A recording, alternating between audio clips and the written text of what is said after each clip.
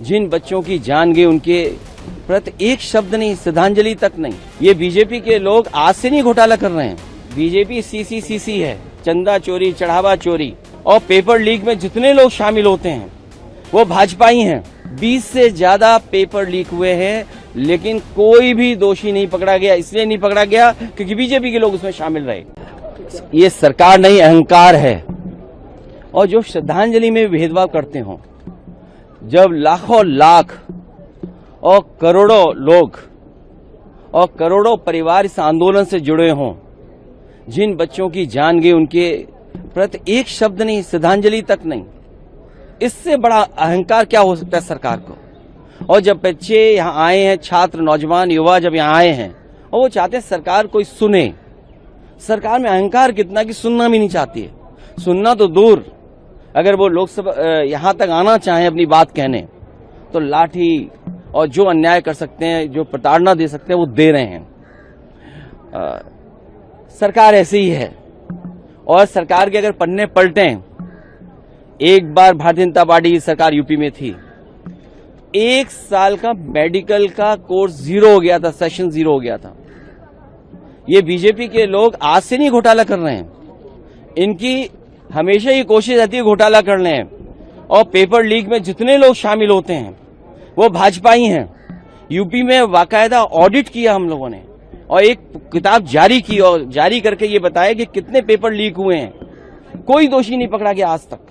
20 से ज्यादा paper leak हुए हैं, लेकिन कोई भी दोषी नहीं पकड़ा गया। इसलिए नहीं पकड़ा गया क्योंकि बीजेपी के लोग उसमें शामिल रहे। और नौकरी न देना इसलिए भी सरकार करती क्योंकि आरक्षण देना पड़ेगा। अगर सरकारी नौकरी होगी तो आरक्षण देना पड़ेगा। ये भ्रष्टाचार नहीं कर पाएंगे। आउटसोर्स से करेंगे तो भ्रष्टाचार कर पाएंगे। जब नौकरी सरकारी मिलेगी तो बजट से पैसा जाएगा। दुख है कि आज लाठी चली है। मैं अपने युवा सांसदों से कहूंगा कि जिन बच्चों पर लाठी पड़ी है और जंतर मंतर पे अगर वो मिलने जाना चाहते हैं तो जाएं, मिल करके आएं और पार्टी का संदेश दें कि हम उनके साथ हैं। और चोरी हो रही है। नौकरी की चोरी नहीं है। बीजेपी सीसी है, चंदा चोरी, चढ़ावा चोरी। और सोचिए कि कहां पर चोरी हुई है। भगवान राम के मंदिर में, मर्यादा पुरुषोत्तम राम, प्रभु राम जी के यहां पर चोरी हो गई। कौन नहीं जानता? आपके चैनल नहीं जानते क्या? आप सब जानते हो चोरी हुई है और पकड़े गए हैं लोग।